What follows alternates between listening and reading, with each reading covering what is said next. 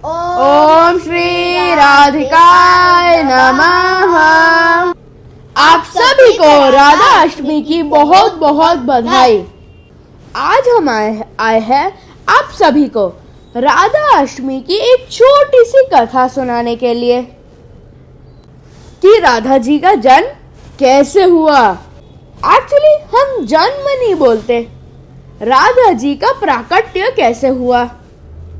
हमारे महाप्रभु जी श्री वल्लभाचार्य जी कहते हैं कि राधा रानी के चरण कमलों के रज अपने शरीर पे लगा के उसे सुशोभित करो और फिर आप सरलता से गिरधारी को प्राप्त कर लेंगे। जो व्यक्ति श्री राधिका जी के चरणों का आश्रय लेता है वो महान जन होते हैं और मैं ऐसे महान जनों का हृदय से गुणगान करता हूँ। चलिए मैं आप सभी को अब लेके चलता हूँ एक ऐसे स्थान पे जहाँ ब्रह्मा और शिव भी तपस्या करते हैं और वो स्थान है श्रीमती राधा रानी का चरण आश्रय। हमारे महाप्रभु जी कहते हैं कि श्रीमती राधा रानी के बारे में कहने का हमारे अंदर कोई सामर्थ्य नहीं है, तो फिर मैं तो प्रयास भी नहीं कर सकता। इसीलिए उनके इस धरातल पर आविर्भाव के सुंदर अवसर पर श्रीमती राधा रानी से ही प्रार्थना करते हैं और हमारे महाप्रभु जी द्वारा ही वर्णित शब्दों को दोहराने का प्रयास करता हूँ। आदि पुराण के 12वें अध्याय के 9वें श्लोक में सूत गोस्वामी अन्य ऋषियों से कहते हैं, भाद्र मास में रविवार के दिन शुक्ल अष्टमी में आधी रात के बाद ज्येष्ठा नक्षत्र के चौथे चरण पे श्री राधिका रानी का जन्म हुआ। इस विषय में एक सुंदर सी कथा आती है। एक दिन महाराज वृषभानु स्नान करने के लिए यमुना नदी में गए। आसपास का वातावरण शांत था, सुगंधित वायु लहरा रही थी, कोयल और पपीहे अपना मधुर संगीत गा रहे थे। ऐसे में उन्होंने एक सुंदर दृश्य देखा। वे जहाँ खड़े थे उसकी कुछ ही अंतर के दूरी पर पानी के सतह पर एक अत्यंत सुंदर स्वर्ण कमल का पुष्प तैर रहा था। ऐसा स्वर्ण कमल ना तो उन्होंने कभी देखा था और ना ही सुना था और आश्चर्यचकित होकर वो उस कमल के पास गए और वहां जाके देखा तो उस कमल के पंखुड़ियों के बीच अत्यंत सुंदर कोमल बालिका सोई हुई थी। उसका वर्ण पिघले हुए सोने के समान कांतिमय था। उनके नैन कमल के पत्तों के समान सुंदर थे और मुख ऐश्वर्य और सुंदरता के साक्षात स्वरूप के जैसा था। इस बच्ची के मुख को देखे महाराज वृषभानु के हृदय में सहसा एक वात्सल्य भाव उत्पन्न हुआ और उन्होंने उस बालिका को अपने गोद में उठा लिया। आसपास देखा ढूंढने के लिए, पर कहीं कोई नजर नहीं आया। ऐसी छोटी सी बालिका को इस प्रकार कौन छोड़ के गया, वो ये सब सोच ही रहे थे और उसी समय वहां ब्रह्मा जी प्रकट हो गए।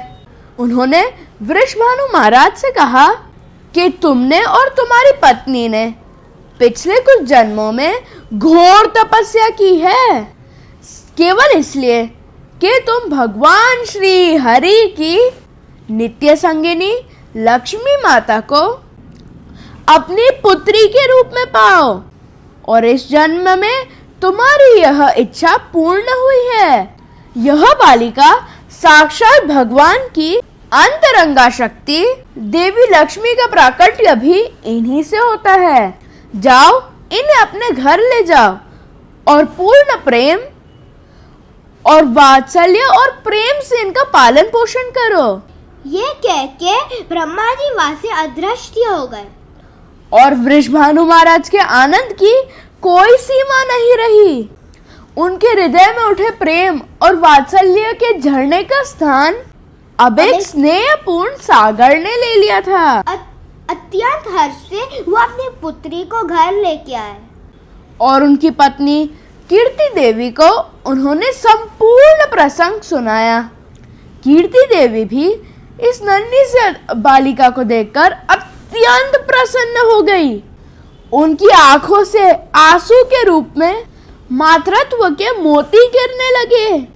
ये बालिका और कोई नहीं पर स्वयं भगवान श्री कृष्ण की प्रिया श्री राधा रानी है। बीतते हुए हर दिन के साथ राधा रानी का सौंदर्य चंद्रमा की कलाओं की जैसे बढ़ता ही जा रहा था। जो भी उन्हें देखता वो बस देखता ही रहता। कीर्ति देवी और महाराज वृषभानु के जीवन में जैसे एक सुंदर सा सवेरा आ गया था और वो अत्यंत प्रेम और स्नेह से अपनी बालिका का पालन करने लगे। बस समस्या ये थी कि वो बालिका रोती ही नहीं थी, ना उन्होंने आँख खोली थी। राजा वृषभानु और कीर्ति देवी को लगा कि ये ना बोलती है, ना देखती है, ना रोती है और इस तरह वे चिंता में पड़ गए। और उसी समय देवऋषि नारद वहां आए। देवऋषि नारद को भगवान की सारी लीलाओं का पता ही था। उन्होंने महाराज वृषभानु को कहा कि आप अपने पुत्री के जन्म के लिए एक बड़ा उत्सव रखें और उसमें अपने प्रिय मित्र नंद बाबा को अवश्य बुलाए अपने परिवार के साथ। और जब ये उत्सव चल रहा था और नंद बाबा छोटे से कान्हा जी को वहां लेकर आए मैया यशोदा के साथ, तो यशोदा मैया और कीर्ति देवी आपस में वार्ता करने लगी। नंद बाबा और महाराज वृषभानु भी आपस में बिजी थे। सारे संबंधी अपना अपना मस्ती कर रहे थे, आनंद कर रहे थे। उसी समय छोटे से कान्हा जी सड़क के राधिका जी के पास गए और जैसे ही कृष्ण ने राधा को देखा, राधा तो प्रतीक्षा ही कर रही थी कि कृष्ण आए और मैं आंखें खोलूं। और कृष्ण को देख के राधिका जी ने आंखें खोली और स्माइल भी की। और फिर क्योंकि मनुष्य जीवन है ना, तो वो रोने लग गई। उनको रोता हुआ देखकर महाराज वृषभानु और कीर्ति देवी के आनंद की कोई सीमा नहीं थी। वो आश्चर्यचकित हो गए कि इतने दिनों के बाद पहली बार वो बच्ची रोई। बस उनके आनंद की कोई भी सीमा नहीं थी फ्रेंड्स। तो ऐसे हुआ राधा रानी का प्राकट्य। और भी बहुत कथा है मेरे राधा कृष्ण की मेरे ज्येष्ठ के पास। अगर आपको सुननी है तो कमेंट करना, शेयर करना, लाइक करना, डाउनलोड करना और सब्सक्राइब करना। और आइए और बोलिए राधे राधे राधे राधे राधे राधे।